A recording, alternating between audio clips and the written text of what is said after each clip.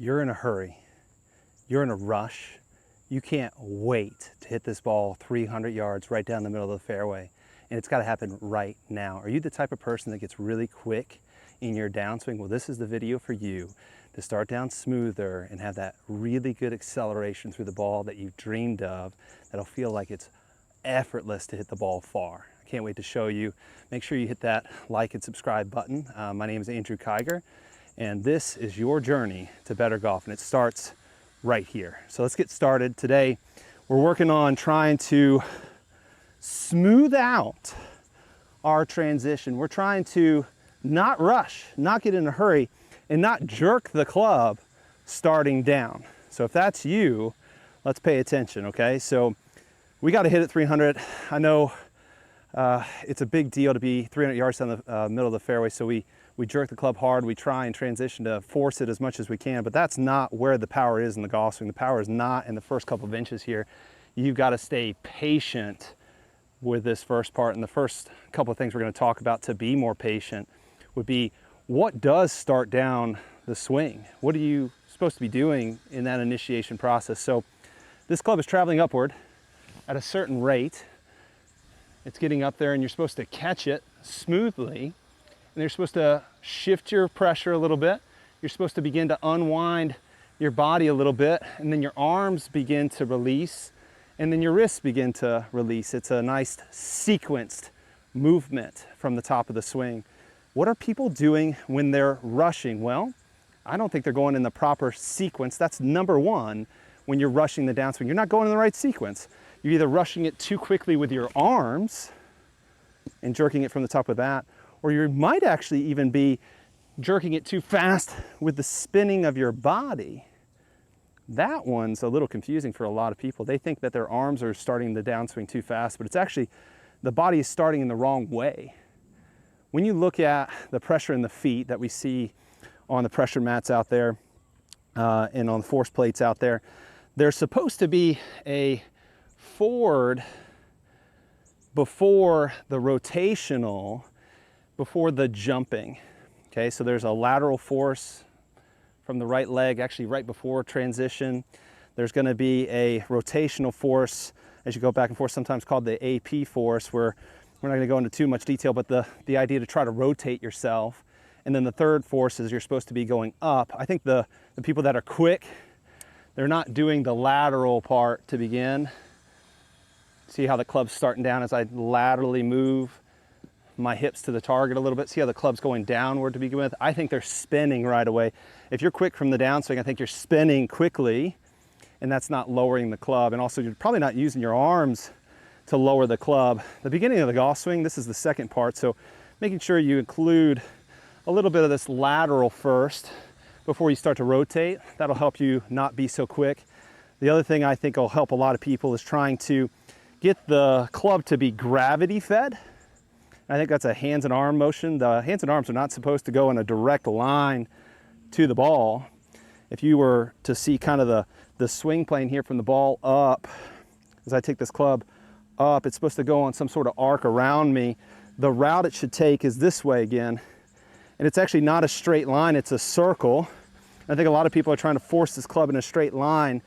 And I think we'd all be better off in our life if sometimes we took the scenic route instead of the direct route. I think the people that are getting too quick is they're taking the club in a straight line from the top right down to the ball as quickly as they can.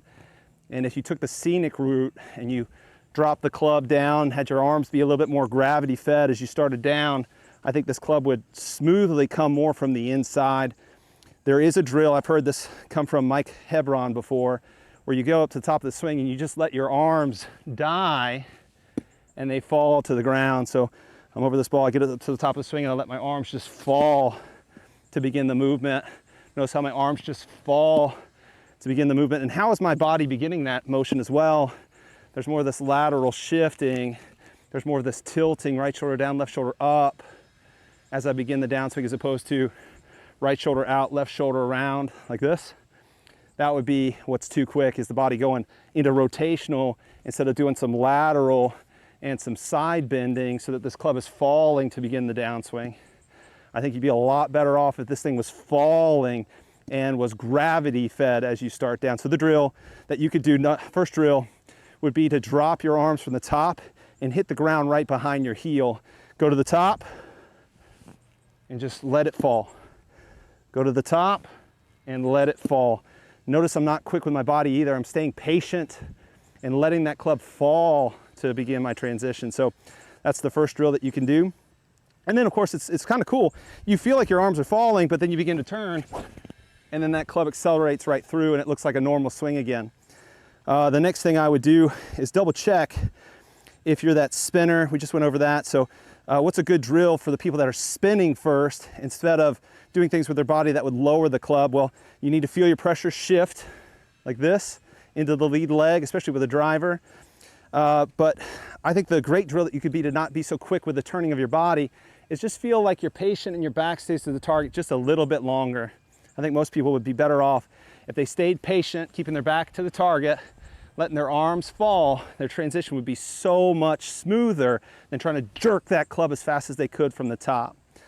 All right, and that leads me to the third idea. And I think it's a doozy. There's a great training out there, a training aid out there called the Orange Whip that we're gonna use that's gonna be so instrumental to getting you to get the rhythm right of the entire swing. And we're gonna talk about how your takeaway can make you quick at the top. I think this is important for a lot of people. Most people think that their whole golf swing, they're quick. And I think 9 times out of 10, people who are quick in transition were too slow in the takeaway. So if you're the type of person that's taking this club back really slow, like this, if you've ever heard the tip, take the club back as low and as slow as you can, I'm here to tell you that that's probably the worst thing you could possibly do. Low and slow is not good. We want to take this thing away athletically so that the club has enough momentum, to rotate itself to the top without a lot of force towards the end of the backswing. I'll say it again. We want to start up athletically so this club has enough momentum to get itself up there with not a lot of effort towards the end of the backswing. We do not want a lot of effort going back at the end of our backswing. In the takeaway here, that's where the effort is. I'm putting some effort in to smoothly get the club up to the top. This is going to be a fun exercise. I hope you guys enjoy watching this.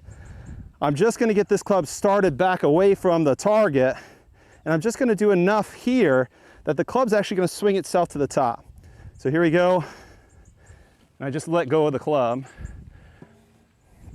And yeah, that was a $600 driver I just threw, but I think it's really good to prove a point. When I let go of that club, it was right about here, and this club had enough momentum to take itself all the way up to here.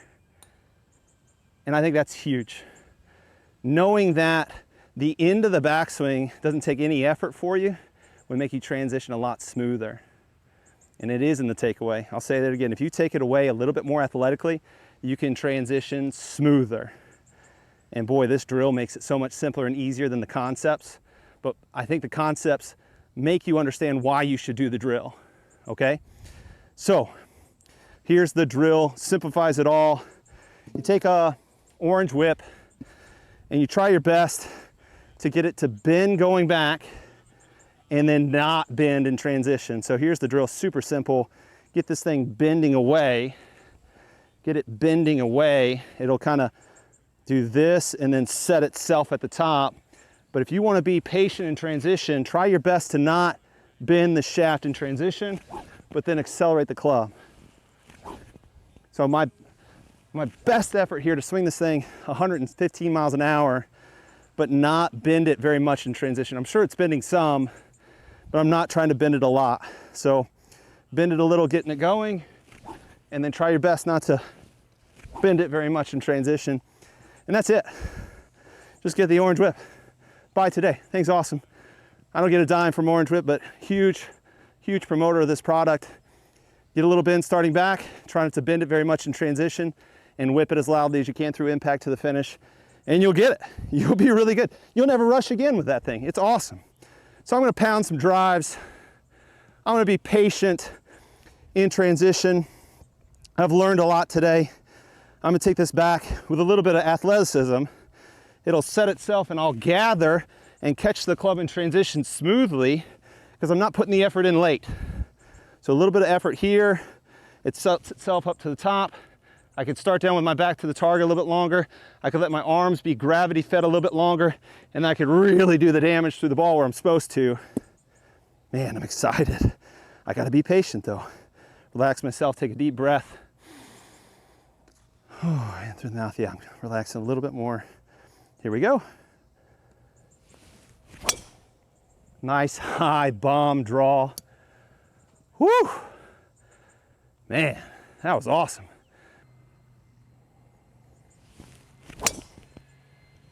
Wow. That's a good one right there. I'm telling you what, I was patient in transition. I took my time. I didn't rush my downswing. That's what it's all about. I hope you remember this. I'll go over the key points one last time. Let the arms be gravity fed in the beginning of the downswing. Give yourself a little bit of time to keep your back to the target as you transition, and I bet you're gonna be better off. My name's Andrew Kiger. Go like and subscribe to my YouTube channel, and I look forward to seeing you guys next time. Your journey to better golf starts right here.